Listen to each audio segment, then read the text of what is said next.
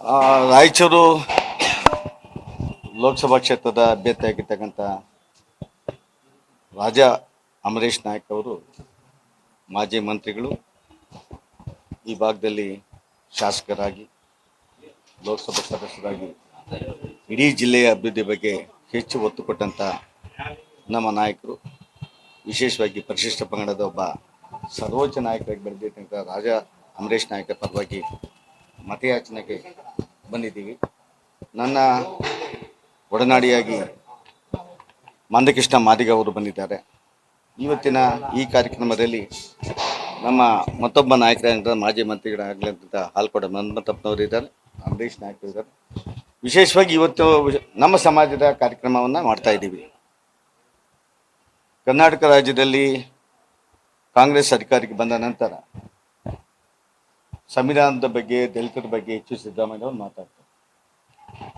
ನಾವು 24 ಚುನಾವಣೆಯಲ್ಲಿ ಮೋದಿಯ ದೂರದೃಷ್ಟಿ, ವಿಕಸಿತ ಭಾರತ ಬಗ್ಗೆ ಮಾತಾಡ್ತಾ ದೇಶದ ಒಟ್ಟು ಅಭಿವೃದ್ಧಿ ಮತ್ತು ರಾಷ್ಟ್ರದಲ್ಲಾಗಿರ್ತಕ್ಕಂಥ ಶೋಷಿತ ವರ್ಗಕ್ಕೆ ಕೊಟ್ಟಿದ್ದ ಅನೇಕ ಯೋಜನೆಗಳ ಬಗ್ಗೆ ಚುನಾವಣೆಗಳು ಹೊರಡ್ತಾ ಇದ್ದೀವಿ. ಆದರೆ ಕರ್ನಾಟಕಕ್ಕೆ ಸಂಬಂಧಪಟ್ಟಂತೆ ಕರ್ನಾಟಕದಲ್ಲಿ ಗ್ಯಾರಂಟಿ ಹೆಸರಿನಲ್ಲಿ ದಲಿತರಿಗೆ ಆಗಿರ್ತಕ್ಕಂಥ ವಂಚನೆಗಳ ಬಗ್ಗೆ, ಮೋಸದ ಬಗ್ಗೆ ಮತ್ತು ಸಿದ್ದರಾಮಯ್ಯನವರ ಸರ್ಕಾರ ಮಾಡಿರ್ತಕ್ಕಂಥ ಒಂದು ದೊಡ್ಡ ಅಪರಾಧದ ಬಗ್ಗೆ ಮಾತಾಡೋಕ್ಕೆ ನಾವು ಬಂದಿದ್ದೀವಿ. ಕರ್ನಾಟಕ ರಾಜ್ಯದಲ್ಲಿ ಗ್ಯಾರಂಟಿ ಘೋಷಣೆ ಆದ ನಂತರ ಯಾವ ಕಾಂಗ್ರೆಸ್ ಸರ್ಕಾರ ಅಥವಾ ಸಿದ್ದರಾಮಯ್ಯ ಹೇಳ್ತಾ ಇದ್ದಾರೆ, ನಾವು SCP TSP ಕಾನೂನನ್ನು ಮಾಡಿದ್ದೀವಿ, 7D ವಿಶೇಷವಾದಂಥ ಕಾನೂನನ್ನು ತೆಗೆದಿದ್ದೀವಿ. ಯಾವುದೇ ಕಾರಣಕ್ಕೂ SCP ಹಣದಲ್ಲಿ, STP ಹಣದಲ್ಲಿ ಮೀಸಲಾಗಿದ್ದ ಹಣವನ್ನು ಮತ್ತೊಂದು ಕಡೆ ವರ್ಗಾವಣೆಯನ್ನು ಮಾಡಿದೆ ಕ್ರಿಮಿನಲ್ ಕೇಸನ್ನು ಹಾಕಿ ಜೈಲಿಗೆ ಕಳಿಸ್ಬೋದಂತ ಕಾನೂನನ್ನು ಮಾಡಿ ದಲಿತರ ಹಿತರಕ್ಷಣೆ ಈ ರಾಜ್ಯದಲ್ಲಿ ಮಾಡಿದ್ದೀವಿ ಅಂತ ಏನು ಸ್ಟೇಟ್ಮೆಂಟನ್ನು ಮಾಡ್ತಾರೆ.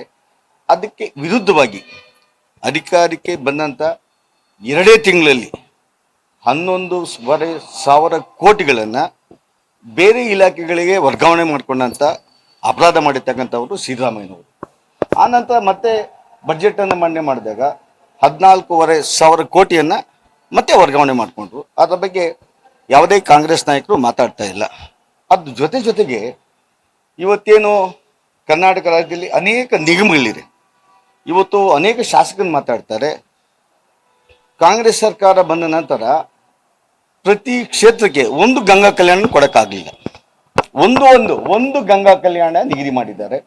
ಅನೇಕ ನಿಗಮಗಳಿಗೆ ಹಣವನ್ನು ಕೊಡ್ತಾ ಇಲ್ಲ.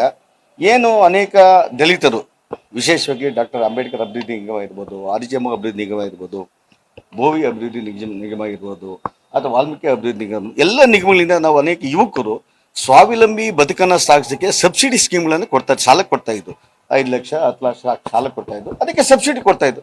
ಅದು ಪೂರ್ಣ ನಿಲ್ಲಿಸ್ಬಿಟ್ಟಿದ್ದಾರೆ. ಆರ್ಥಿಕವಾಗಿ ದಲಿತರು ಸುಮ್ಮನೆ ಹಮ್ಮಿಕೊಳ್ಳದೆ ಇರ್ತಕ್ಕಂಥ ಸರ್ಕಾರ ದಲಿತರ ಪರವಾಗಿರುತ್ತೆ ಯಾವ ಮುಖ ಇಟ್ಕೊಂಡು ಇವತ್ತು ಹೇಳ್ತಾ ಇದ್ದಾರೆ ಅಂತ ಪ್ರಶ್ನೆ ಮಾಡೋದಕ್ಕೆ ಬಂದಿದ್ದೀವಿ.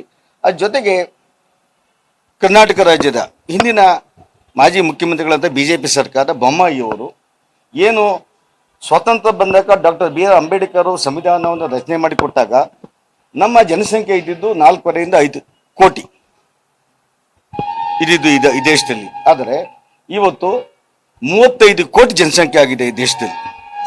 15% ಆವತ್ತು ಕೊಟ್ಟಂತ ಮೀಸಲಾತಿ 75 ವರ್ಷದ ನಂತರವೂ ಸಹ 15% ಇದೆ.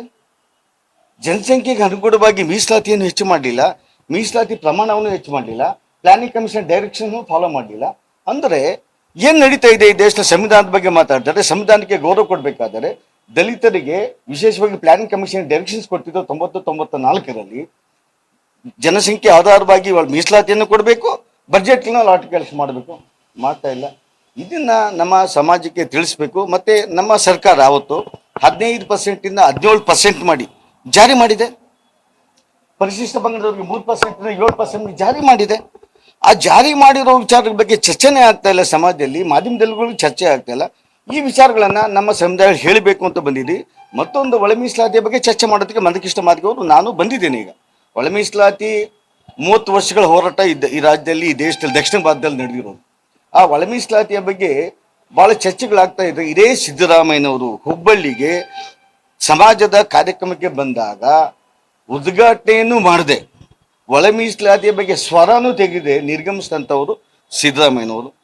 ಆ ನಂತರ ಇಡೀ ಸಮಾಜ ಸಿದ್ದರಾಮಯ್ಯನ ಭೇಟಿ ಮಾಡಿದಾಗ ನಾನು ನಿಮ್ಮ ಪರವಾಗಿದ್ದೇನೆ, ಒಳ ಮೀಸಲಾತಿಯನ್ನು ಮಾಡ್ತೇನೆ ಅಂತ ಈ ಸಿದ್ದರಾಮಯ್ಯ, ಈ ಮುಖ್ಯಮಂತ್ರಿ ಮತ್ತೊಂದು ಕೆಲವೇ ಹತ್ತಡಿ ಮುಂದೆ ಹೋಗಿ ಈ ಒಳ ಮೀಸಲಾತಿಯನ್ನು ಮಾಡೋದಿಲ್ಲ, ನನಗೂ ಅದು ಸಂಬಂಧ ಏನಿದೆ, ಆ ಕೆಲಸನೇ ಮಾಡೋದಿಲ್ಲ, ನಿಮ್ಮ ಪರವಾಗಿ ನಾನು ಇದ್ದೀನಿ ಅಂತೇಳಿ ನಮ್ಮ ಜನವನ್ನ ದಿಕ್ಕು ತಪ್ಪಿಸಿದಂಥ ಈ ಮುಖ್ಯಮಂತ್ರಿ ಬಗ್ಗೆ ಹೇಳಕ್ಕೆ ಹೊರಟಿದ್ದೀವಿ.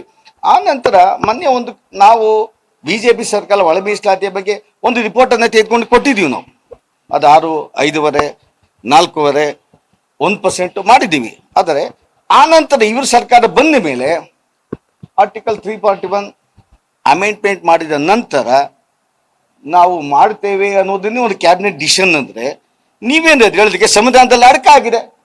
ಹೊಸದು ಏನು ಮಾಡಿದ್ರಿ ನೀವು?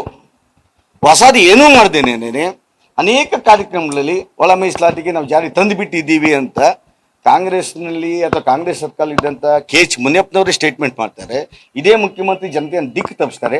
ಆ ವಿಚಾರಗಳನ್ನು ಸಮಾಜದ ಮಧ್ಯೆ ಚರ್ಚೆಯನ್ನು ಮಾಡ್ತಾ ಈ ದೇಶದಲ್ಲಿ 24 ಅಥವಾ 7 ನಡೆಯುವಂಥ ಚುನಾವಣೆಯಲ್ಲಿ ದೇಶದ ಹಿತದೃಷ್ಟಿಯಿಂದ, ದೇಶದ ರಕ್ಷಣೆ ದೃಷ್ಟಿಯಿಂದ, ದೇಶದ ಅಭಿವೃದ್ಧಿಯ ದೃಷ್ಟಿಯಿಂದ ವಿಶ್ವದಲ್ಲಿ ರಾಷ್ಟ್ರವನ್ನು ಅಗ್ರಗಣ್ಯ ರಾಷ್ಟ್ರವನ್ನು ನಿರ್ಮಾಣ ಮಾಡಲಿಕ್ಕೆ ಲೋಕಸಭೆಯ ಚುನಾವಣೆಗಳಲ್ಲಿ ವಿಶೇಷವಾಗಿ ನಮ್ಮ ರಾಯಚೂರಿನಲ್ಲಿ ನಮ್ಮ ಈ ಕ್ಷೇತ್ರದ ಅಭ್ಯರ್ಥಿ, ನಮ್ಮ ಸ್ನೇಹಿತರು, ನಮ್ಮ ನಾಯಕರು, ಈ ಸಮಾಜದ ಮುಖಂಡರಾಗಿರ್ತಕ್ಕಂಥ ರಾಜಾ ಅಮರೇಶ್ ನಾಯಕರು ಮತ ಹಾಕ್ಬೇಕಂತೇಳಿ ಪ್ರಾರ್ಥನೆ ಮಾಡೋದಕ್ಕೆ ಇವತ್ತು ರಾಯಚೂರಿಗೆ ಬಂದಿದೆ. ರಾಹುಲ್ ಗಾಂಧಿ ಕಾಂಗ್ರೆಸ್ ಅವರು ಹೇಳ್ತಾರೆ ಬಿಜೆಪಿ ಸರ್ಕಾರ ಬಂದ್ರೆ ದಲಿತರಿಗೆ ರಕ್ಷಣೆ ಇರುವುದಿಲ್ಲ, ರಕ್ಷಣೆ ದಲಿತರಿಗೆ ಅಲ್ಪಸಂಖ್ಯಾತರಿಗೆ ಬೇಕಾದ್ರೆ ಕಾಂಗ್ರೆಸ್ ಬರಬೇಕು ಅನ್ನೋದ್ರ ಬಗ್ಗೆ ಪದೇ ಪದೇ ಪ್ರಸ್ತಾಪ ಮಾಡ್ತಾರೆ. ಅಲ್ಲ, ನನ್ನ ಪ್ರಶ್ನೆ, ನಾನು ಉತ್ತರ ನಿಮ್ಗೆ ಅದೇ ಕೊಟ್ಟಿದ್ದು. ಕಾಂಗ್ರೆಸ್ ಅಧಿಕಾರ ಹೋದ್ರೆ ಹೋಗ್ಲಿರಿ, 94ರವರೆಗೂ 56 ವರ್ಷಗಳ ಕಾಲ ಆಡಳಿತ ಮಾಡಿದಂಥ ಕಾಂಗ್ರೆಸ್ ಅವರ ಹೊಸ ಯೋಜನೆ ಹೇಳಿ. ನಾನು ಇನ್ನೊಂದು ಪ್ರಶ್ನೆ ಕೇಳೋಕ್ಕೆ ನನಗೆ ಇಷ್ಟಪಡ್ತೀನಿ ಮಾಧ್ಯಮದವನ್ನ. ಈ ರಾಜ್ಯದ ಮುಖ್ಯಮಂತ್ರಿ ಸಿದ್ದರಾಮಯ್ಯನವರು 14 ಬಾರಿ ಬಜೆಟ್ ಅನ್ನ ಮಾಡಿದ. ದಲಿತರ ಪರವಾಗಿ ಕಾಂಗ್ರೆಸ್ ಇದೆ, ದಲಿತರ ಪರವಾಗಿ ಸಿದ್ದರಾಮಯ್ಯ ಕೆಲಸ ಮಾಡಿದ್ದರು ಅಂದರೆ ಅವರ 14 ಬಜೆಟ್ ಮಂಡನೆಗಳಲ್ಲಿ 50 ರೂಪಾಯಿ ಸ್ಕಾಲರ್ಶಿಪ್ ಜಾಸ್ತಿ ಮಾಡಿದ್ದರೆ ಅವ್ರಿಗೆ ತಲೆಬಾಗ್ತಾನೆ. ಈ ರಾಜ್ಯದ ಮುಖ್ಯಮಂತ್ರಿ ಸಿದ್ದರಾಮಯ್ಯನವರು ಬಜೆಟ್ ಮಂಡನೆ ಮಾಡಿದಾಗ ಯಾರೋ ಹಾಸ್ಟೆಲ್ ವಿದ್ಯಾರ್ಥಿಗಳು ಪ್ರತಿ ತಿಂಗಳು 350 ಪಡಿತಾ ಇದ್ರು, 50 ರೂಪಾಯಿ ಜಾಸ್ತಿ ಮಾಡಿದ್ರೆ ಬಜೆಟ್ ಅಲ್ಲಿ ಇಡೀ ಪಕ್ಷ ತಲೆಬಾಗ್ತಾರೆ, JDS ಅನ್ನ ಒಳಗೊಂಡಂತೆ. ಅವ್ರು ಮಾತಾಡಕ್ಕೆ ದಾಖಲೆ ಇರ್ಬೇಕಲ್ರಿ. ಆದ್ರೆ ಬಿಜೆಪಿ ಸರ್ಕಾರ ಬಂದಾಗ ಅಥವಾ ನಾನು ಸಮಾಜ ಕಲ್ಯಾಣ ಮಂತ್ರಿ ಆಗಿದ್ದಾಗ ಆ 200 ರೂಪಾಯಿನ ಏಕಾಏಕಿ 850, 950 ರೂಪಾಯಿ ಮಾಡಿದೆ. 350 ಇರೋದನ್ನ 800 ರೂಪಾಯಿ ಮಾಡಿದೆ, ಅದನ್ನ 950 ಮಾಡಿದೆ ನಾನು. ಆಮೇಲೆ ರೆಸಿಡೆನ್ಸಿಯಲ್ ಸ್ಕೂಲ್ JDS ಇದ್ದಾಗ ಮಾಡಿದ್ದು ಮೊರಾರ್ಜಿ ದೇಸಾಯಿ ಹೆಸರಲ್ಲಿ, ಅದು ಯೂನಿಟ್ ಕಾಸ್ಟ್ 90 ಲಕ್ಷ ಇತ್ತು, 15 ಕೋಟಿ ಮಾಡಿದ್ನಲ್ರಿ. ನೀವೇನ್ ಮಾಡಿದ್ರೆ ಹೇಳಿ? ಸಿದ್ದರಾಮಯ್ಯನವರು ಕಾಂಗ್ರೆಸ್ ಸರ್ಕಾರ ಮಾತಾಡಂಗಿದೆ ದಾಖಲೆಗಳು ಸಮೇತ ಮಾಡಲಿ. ಇವತ್ತು ದಾಖಲೆಗಳು ಕೇವಲ ಮಾಧ್ಯಮದವರಿಗೆ, ರಾಜಕಾರಣಿಗಳಿಗೆಲ್ಲ. ಒಬ್ಬ ವಿದ್ಯಾರ್ಥಿ, ಕಾಲೇಜ್ ವಿದ್ಯಾರ್ಥಿ ಬಟನ್ ಒತ್ತಿದ್ರೆ ವೆಬ್ಸೈಟ್ ಅಲ್ಲಿ ಯಾರ್ಯಾರು ಏನು ಮಾಡಿದ್ರೆ ದಾಖಲೆ ಸಿಗ್ತಾರೆ. ಅದು ಹೇಳ್ತೀನಿ. ಇವತ್ತು ಸಿದ್ದರಾಮಯ್ಯ ಕಾಂಗ್ರೆಸ್ ಪರವಾಗಿ ಮಾತಾಡ್ತಾರೆ ಅಂತ ಹೇಳ್ತಿರಲ್ಲ, ದಲಿತ ಪರವಾಗಿ. ವಿದ್ಯಾಸಿರಿ ಯಾಕೆ ನಿಲ್ಸೋದು? ವಿದ್ಯಾಸಿರಿ ಈ ಸರ್ಕಾರ ಬಂದ ಮೇಲೆ ನಿಲ್ಸೋದು. ನಾನು ಇದು ಮಾಡಿದ್ದೆ ಕಾಂಗ್ರೆಸ್ ಸರ್ಕಾರ. ವಿದ್ಯಾಸಿರಿ 15,000 ಯಾರು ಹಾಸ್ಟೆಲ್ಗೆ ಸಿಗೋದಿಲ್ಲ, ಹಾಸ್ಟೆಲ್ ಸೀಟ್ ಸಿಗೋದಿಲ್ಲ, ಅವಾಗ 15,000 ಕೊಡ್ತೀವಿ ಅಂತೇಳಿ ಅಂಜಯ್ಯವರು ಮಾಡಿದ್ರು. ಕಾಂಗ್ರೆಸ್ ಸರ್ಕಾರನೇ ಮಾಡಿದ್ದು. ಈ ಸಿದ್ದರಾಮಯ್ಯ ಬಂದ್ಮೇಲೆ ಯಾಕೆ ನಿಲ್ಸೋದು? ಅದು ದಾಖಲೆ ಸಮೇತ ಸಿದ್ದರಾಮಯ್ಯ ಮಾತಾಡಲಿ, ನಾನು ಬೇಡ ಅಂತ ಹೇಳೋದಿಲ್ಲ. SCP TSP ಜಾರಿ ತಂದಿದ್ದು ನಾವು ದಲಿತರ ಕಲ್ಯಾಣಕ್ಕಾಗಿ ವಿಶೇಷ ಬಜೆಟ್ ಇಟ್ಟಿದ್ದು ನಾವಂತ ಕಾಂಗ್ರೆಸ್ ಹೇಳ್ತಿದಾರಲ್ಲ ಸರ್. ಹೌದಪ್ಪ, ಕಾಯ್ದೆ ಅವರೇ ತಂದಿತ್ತಾನೆ. ಇಲ್ಲಿ ಹೇಳಿ ಕೇಳಿ ಅಣ್ಣ, ನನ್ನ ಹತ್ರ ದಾಖಲೆ ಇದೆಯಣ್ಣ. ನೀವು 2012ರ ನವೆಂಬರ್ನ ಕ್ಯಾಬಿನೆಟ್ ಮೀಟಿಂಗ್ ಅನ್ನ ತೆಗೆದು ನೋಡಿ, ನಾನು ದಾಖಲೆ ಕೊಡ್ತೇನೆ. ಆ ಕ್ಯಾಬಿನೆಟ್ ಮೀಟಿಂಗ್ ಅಲ್ಲಿ ಆಂಧ್ರಗೆ ಸಮಾಜ ಕಲ್ಯಾಣ ಮಂತ್ರಿ ಆದಾಗ ಮೊಟ್ಟ ಮೊದಲು ಈ ದೇಶದಲ್ಲಿ SCP TSP ಕಾನೂನು ತಂದಿದ್ದು ಆಂಧ್ರ ಪ್ರದೇಶ. ಅಲ್ಲಿಗೆ ಹೋಗಿ ಆ ದಾಖಲೆಗಳನ್ನ ಚರ್ಚೆಗಳನ್ನ ಮಾಡಿ ತಂದು ನಾನು ಕ್ಯಾಬಿನೆಟ್ ಅಲ್ಲಿ ಅಪ್ರೂವಲ್ ತೆಗೆದುಕೊಂಡಿದ್ದೆ. ಮತ್ತೆ ನಾನು ಸಬ್ಜೆಕ್ಟ್ ಸೆಷನ್ ಅಲ್ಲಿ ಮಾಡಬೇಕಾಗಿತ್ತು. ಸೆಷನ್ ಅಲ್ಲಿ ಮಾಡೋದಕ್ಕೆ ಸರ್ಕಾರ ಅವತ್ತು ಹೋಯ್ತು, ಮತ್ತೆ ಇವ್ರ ಸರ್ಕಾರ ಬಂತು, ಕಾನೂನು ಮಾಡಿದ್ರು. ಅವತ್ತು ನಾನು ಮಾಡ್ಬೇಕಾಗಿದ್ದ ಮಾಡೋಕ್ಕಾಗ್ಲಿಲ್ಲ, ಯಾಕಂದ್ರೆ ಅಲ್ಲಿ ವರದಿಗಳನ್ನ ಡೀಟೇಲ್ ರಿಪೋರ್ಟ್ ಅನ್ನ ತಂದಿದ್ದೆ. ಆಮೇಲೆ ಸರ್ಕಾರ ಘೋಷಣೆ ಆಯ್ತು, ಎಲೆಕ್ಷನ್ ಡೇಟ್ ಫಿಕ್ಸ್ ಆಯ್ತು, ನಾನು ಮಂಡನೆ ಮಾಡೋಕ್ಕಾಗ್ಲಿಲ್ಲ. ಆದರೆ ನೀವು ಮಾಡಿದ್ದೀರಾ. ಆದ್ರೆ ಮಾಡಿದ ಮೇಲೆ ನೀವು ಹೆಂಗೆ ಡೈವರ್ಟ್ ಮಾಡಿದ್ರೆ ಅದು ಯಾರು ಜೈಲಿಗೆ ಹಾಕ್ಬೇಕು, ಯಾರನ್ನ ಕ್ರಿಮಿನಲ್ ಕೇಸ್ ಬುಕ್ ಮಾಡಬೇಕು ನೀವು? ಅದ್ರ ಜೊತೆಗೆ ಅದೇ ಕಾಂಗ್ರೆಸ್ ಸರ್ಕಾರ ಅದೇ ಆಂಜನೇಯವರು ಸಮಾಜ ಕಲ್ಯಾಣ ಮಂತ್ರಿ ಆಗಿದ್ದಾಗ 45% ಖರ್ಚು ಮಾಡಲಿಲ್ಲ. 30 ಕೋಟಿ ರಿಸರ್ವ್ ಮೀಸಲು 40% ಖರ್ಚು ಮಾಡಲಿಲ್ಲ. ದಾಖಲೆ ಇದೆಯಲ್ವಾ? 40% ಖರ್ಚು ಮಾಡದೇನೆ ನೀವ್ ಹೆಂಗೆ ದಲಿತರ ಪಾಲ್ಬೇಕಂತ ಹೇಳ್ತೀರಾ? ಧನ್ಯವಾದಗಳು. ಸರಿ ಸರ್ ಸರ್ ಒಂದು ನಿಮಿಷ. ರಾಹುಲ್ ಗಾಂಧಿ ಅವರು ನಿನ್ನೆ ಬಂದಂತ ಕಾರ್ಯಕ್ರಮ ಇಡೀ ಭಾಷಣದುದ್ದಕ್ಕೂ ಒಂದು ಸಂವಿಧಾನ ಬದಲಾವಣೆ ಮಾಡ್ತಕ್ಕಂಥ ಬಿಜೆಪಿ ಇಡೀ ದೇಶದಲ್ಲಿ 90% ದಲಿತರು, ಆದಿವಾಸಿಗಳು, ಬುಡಕಟ್ಟು ಜನಾಂಗದವರು ಇದ್ದಾರೆ. 10% ಇರ್ತಕ್ಕಂಥವರ ಗೂಡಿಸ್ಕೊಂಡು ಇವತ್ತು ಬಿಜೆಪಿ ಆಡಳಿತ ಮಾಡ್ತಾ ಇದೆ. ಆದ್ರೆ 90% ಮರ್ತಿದೆ. ಅದು ಒಂದೇ ಅಲ್ಲ ಸರ್, ಇದೇ ರಾಹುಲ್ ಗಾಂಧಿ ಅವರು ಒಂದ್ ಕಡೆ ಹೇಳ್ತಾ ಇದ್ದಾರೆ, ಉತ್ತರ ಪ್ರದೇಶದಲ್ಲಿ 90 ಜನ IAS ಅಧಿಕಾರಿಗಳಿದ್ದಾರೆ.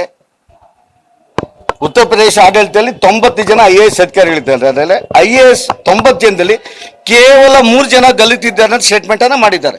ನಾನೆಲ್ಲ ಮಾಡಿದ್ದು. ಈ ದೇಶದ ಸರ್ವೋಚ್ಚ ನಾಯಕ, ಕಾಂಗ್ರೆಸ್ನ ಸರ್ವೋಚ್ಚ ನಾಯಕ ರಾಹುಲ್ ಗಾಂಧಿ ಅವರು 56 ವರ್ಷಗಳ ಆಡಳಿತ ಸಾಧನೆ ಆ 3 ಜನ ಕೊಟ್ಟಿರೋದು. ನಾವು ಒತ್ತಾಸೆ ಮಾಡಿದ್ವಿ. ಅವರು 56 ವರ್ಷ ಆಡಳಿತದಲ್ಲಿ 3 ಜನ IAS ಕೊಡಕ್ಕಾಗಿದ್ದು. ಉತ್ತರ ಪ್ರದೇಶ ಮಾಡಿದವರು, ಸರ್ಕಾರ ಮಾಡಿದವರು ಅವರು, ಈ ದೇಶವನ್ನು ಆಳ್ತೆ ಮಾಡಿದವರು. ಅಂದ್ರೆ ಅವರು ದಲಿತರಿಗೆ ಅವಶ್ಯಕತೆ ಶೈಕ್ಷಣಿಕ ಕ್ರಾಂತಿಯನ್ನ, ಶಿಕ್ಷಣ ಕೊಡೋದ ಫೇಲ್ಯೂರ್ ಅವ್ರು ಒಪ್ಕೊಳ್ಳಿ ಮೊದಲು. ಮತ್ತೆ ಇವರಿಗೆ ಸಂವಿಧಾನದ ಬಗ್ಗೆ ಇಷ್ಟು ಮಾತಾಡ್ತಾರಲ್ವಾ, ನಮ್ಮ ಪ್ರಧಾನಿಗಳಿಗಾಗಲೇ ಹೇಳಿದ್ದಾರೆ, ಮತ್ತೊಮ್ಮೆ ಡಾಕ್ಟರ್ BR ಅಂಬೇಡ್ಕರ್ ಹುಟ್ಟು ಬಂದನು ಸಹ ಸಂವಿಧಾನವನ್ನು ಮುಟ್ಟಕ್ಕಾಗಲ್ಲ, ಬದಲಾವಣೆ ಮಾಡೋಕ್ಕಾಗಲ್ಲ. ಈ ದೇಶದ ಪ್ರಧಾನಮಂತ್ರಿಗಳಿದ್ದಾರೆ ನರೇಂದ್ರ ಮೋದಿ ಅವರು. ಆದರೆ ನಾನು ಅವ್ರ ಪ್ರಶ್ನೆ ಕೇಳ್ತೀನಿ, ಸಂವಿಧಾನದ ಗೌರವದ ಬಗ್ಗೆ ಮಾತಾಡ್ತಾರೆ, ಸಂವಿಧಾನದವನ್ನ ಪಾಲನೆ ಮಾಡ್ಬೇಕಂತ ಮಾತಾಡ್ತಾರೆ. ಜಮ್ಮು ಕಾಶ್ಮೀರದ ಮುಖ್ಯಮಂತ್ರಿ ಪಕ್ಕದಲ್ಲಿ ಕುತ್ಕೊಂಡು, ಜಮ್ಮು ಕಾಶ್ಮೀರದ ಮುಖ್ಯಮಂತ್ರಿ ಪಕ್ಕದಲ್ಲಿ ಕೂತ್ಕೊಂಡು ಈ ದೇಶದ ಪ್ರಧಾನಮಂತ್ರಿಗಳು ಆ ರಾಜ್ಯದ ಮುಖ್ಯಮಂತ್ರಿಯನ್ನ ಜಮ್ಮು ಕಾಶ್ಮೀರದ ಪ್ರಧಾನಮಂತ್ರಿಗಳೇ ಅಂತ ಸಂಬೋಧನೆ ಮಾಡಿದಾಗ, ಜಮ್ಮು ಕಾಶ್ಮೀರದ ಧ್ವಜವನ್ನು ಹಾರಾಟ ಮಾಡಿದಾಗ, ಜಮ್ಮು ಕಾಶ್ಮೀರದಲ್ಲಿ ಮೀಸಲಾತಿ ಇಲ್ಲದೆ ಇದ್ದಾಗ ಸಂವಿಧಾನದ ರಕ್ಷಣೆ ಬಗ್ಗೆ ಎಲ್ಲೋಗಿತ್ತು ನಿಮ್ಮ ಗಮನ? ನಮ್ಮ ಪ್ರಧಾನಿಗಾಗಲೇ ಜನಗಣತಿ ಬಗ್ಗೆ ನಿಮ್ ಸ್ಟ್ಯಾಂಡ್ ಏನು ಸರ್? ಜಾತಿ ಗಣತಿ ಆಗ್ಬೇಕು. ಈ ದೇಶದಲ್ಲಿ ಪ್ರತಿ 10 ವರ್ಷಕ್ಕೊಮ್ಮೆ ಜಾತಿ ಗಣತಿ ಆಧಾರದೊಂದಕ್ಕಿಂತ 10 ವರ್ಷಗಳಲ್ಲಿ ನನ್ನ ಸರ್ಕಾರದ ಪರಿವರ್ತನೆ ಸಾಧನೆ ಏನು, ಯಾವ ಸಮಾಜದಲ್ಲಿ ಶೈಕ್ಷಣಿಕವಾಗಿ, ಆರ್ಥಿಕವಾಗಿ, ಸಾಮಾಜಿಕವಾಗಿ ಎಷ್ಟು ಪರ್ಸೆಂಟೇಜ್ ನಾವು ಸಾಧನೆ ಮಾಡಿದ್ದೀವಿ. ಇದನ್ನ ಮುಂದೆ ಇಟ್ಕೊಂಡು ಭವಿಷ್ಯ ಸರ್ಕಾರಗಳು ದೇಶವನ್ನು ಆಳಬೇಕು.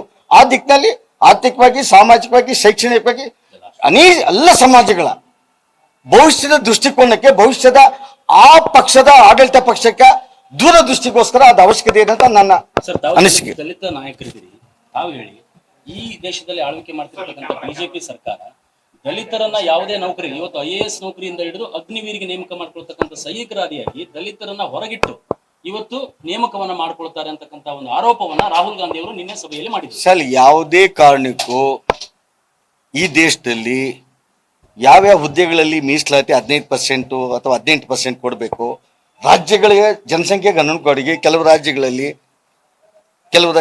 ನಮ್ಮ ರಾಜ್ಯದಲ್ಲಿ 15-3 ಇದೆ. 15% ಎಸ್ಸಿಗಳಿಗೆ, 3% ಎಸ್ಟಿಗಳಿಗಿದೆ. ಕೆಲವು ರಾಜ್ಯಗಳಲ್ಲಿ 8 ಎಸ್ಸಿಗಳಿಗೆ, 12% ಎಸ್ಟಿಗಳಿಗಿದೆ. ಕೆಲವು ರಾಜ್ಯಗಳಲ್ಲಿ 2% ಎಸ್ಸಿಗಳಿಗಿದೆ, ಉಳಿದ 15% ಎಸ್ಟಿಗಳಿಗಿದೆ. ಅಂದ್ರೆ ಜನಸಂಖ್ಯೆ ಅನುಗುಣವಾಗಿ ಆಯಾ ರಾಜ್ಯಗಳೊಂದಕ್ಕಿಂತ ಕೇಂದ್ರ ಸರ್ಕಾರದನ್ನ ಮೀಸಲಾತಿಯಿಂದ ಹೊರಗಿಡೋದಕ್ಕೆ ಯಾವುದೇ ಕಾನೂನಲ್ಲಿ ಅಡಕ ಇಲ್ಲ. ಆದರೆ ನಾವೇನು ಇವತ್ತು ಅನೇಕ ಉದ್ಯೋಗಗಳಲ್ಲಿ ಕಾಂಟ್ರಾಕ್ಟ್ ಬೇಸಲ್ಲಿ ತೆಗೆದುಕೊಂತೀವಿ, ಅದರಲ್ಲಿ ಮೀಸಲಾತಿ ಅವಶ್ಯಕತೆ ಇದೆ. ಇದನ್ನ ವ್ಯಾಪಕವಾಗಿ ಚರ್ಚೆ ಆಗಬೇಕು. ಇದನ್ನ ನಾವು ಮುಂದುವರಿಸಿದಲ್ಲ. 56 ವರ್ಷ ತಳಾದಿ ಹಾಕೋದವ್ರು ನೀವು ಕಾಂಗ್ರೆಸ್ ಅವರು. ಆ ತಳಾದಿ ಬಗ್ಗೆ ಕೇಳಿ. ಧನ್ಯವಾದ. ಪ್ರಜ್ವಲ್ ರೇವಣ್ಣ ಬಗ್ಗೆ ನಿಮ್ ರಿಯಾಕ್ಷನ್ ಸರ್? ಬಿಜೆಪಿ ಏನಿದೆ ಸ್ಟ್ಯಾಂಡ್? ಯಾಕಂದ್ರೆ ಪ್ರಜ್ವಲ್ ರೇವಣ್ಣ ಸಿಕ್ಕಾಪಟ್ಟೆ ಸದ್ದು ಮಾಡ್ತಾ ಇದೆ ಸರ್. ಈಗ ಪ್ರಜ್ವಲ್ ರೇವಣ್ಣ ಅವ್ರ ಬಗ್ಗೆ ಈಗ ನಮ್ಮ ಕಣ್ಣ ಮುಂದೆಗೆ ನಮಗೆ ವಿಡಿಯೋ ಕ್ಲಿಪ್ಪಿಂಗ್ ಕಾಣಿಸ್ತಾ ಇರೋದು ಅಪರಾಧ. ಆದರೆ ಅಪರಾಧಿ ಅನ್ನೋದಕ್ಕೆ ಯಾವುದೇ ಅಧಿಕಾರಿಗೆ, ಯಾವುದೇ ಮಾಧ್ಯಮಕ್ಕೆ, ಯಾವುದೇ ರಾಜಕಾರಣಿಗೆ ಇಲ್ಲ.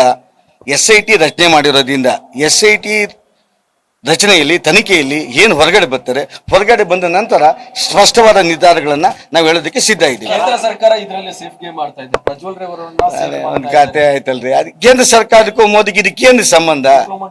No, there is no question of diplomat pass. It was earlier. ನನಗೂ ಇದೆ ಪಾಸ್. ಈಗ all parliament members, all minister, they will get diplomatic pass. ಅದು ಪಾರ್ಲಿಮೆಂಟ್ ಮೆಂಬರ್ ಆದ ತಕ್ಷಣ ಕೊಡ್ತಾರೆ ಅಥವಾ ಮಂತ್ರಿ ಆಗಿದ ತಕ್ಷಣ ಕೊಡ್ತಾರೆ. 5 ವರ್ಷ ಆಗಿದ್ದನ್ನ ಇವತ್ತು ನೀವು ವಾದ ಮಾಡಿದ್ರೆ ಡಿಪ್ಲೊಮೆಟ್ ಪಾಸ್ ನಿಲ್ಲಿಸ್ಬಿಡ್ತೀರಾ ನೀವು? ಎಲ್ಲರಿಗೂ ಅದು ಅಧಿಕಾರ ರೀ. ಪಾರ್ಲಿಮೆಂಟ್ ಸದಸ್ಯ ಆದ ತಕ್ಷಣ ಮಂತ್ರಿ ಆದ ತಕ್ಷಣ ಡಿಪ್ಲೊಮೆಟಿಕ್ ಪಾಸ್ ನನ್ನ ಮನೆಗೆ ಬರ್ತಾರೆ. ಅಲ್ಲ, ಅದನ್ನ ಮಲ್ಲಿಕಾರ್ಜುನ್ ಖರ್ಗೆ ಅವರು ಹೇಳ್ತಿದ್ದಾರೆ, ದೇಶದಲ್ಲಿ ಹಸುವಾಗಿದ್ದ ಬಡವರು ಅನ್ನ ಕೇಳಿದ್ರೆ ಕೇಕ್ ತಿನ್ನಿ ಅಂತ ಪ್ರಧಾನಿ ನರೇಂದ್ರ ಮೋದಿ ಅವರು ಹೇಳ್ತಿದ್ದಾರೆ ಅನ್ನುವಂತ ಮಾತು. ಹೂನಪ್ಪ, ನೀವು 11 ಸಾರಿ 12 ಸಾರಿ ಆಗಿ ಅವ್ರ ಕ್ಷೇತ್ರ ಇದೆಯಲ್ಲ, ಕುಡಿಯೋ ನೀರು ಇಲ್ಲದೆ ಆಡಳಿತ ಮಾಡಿದ್ದೀರಲ್ಲ, ಅದನ್ನ ಪ್ರಶ್ನೆ ಮಾಡಿ. ಧನ್ಯವಾದ. ನ್ಯೂಸ್ ಫಸ್ಟ್ ನಿರ್ಭೀತಿಯಿಂದ ನಿಮ್ಮ ಪರವಾಗಿ.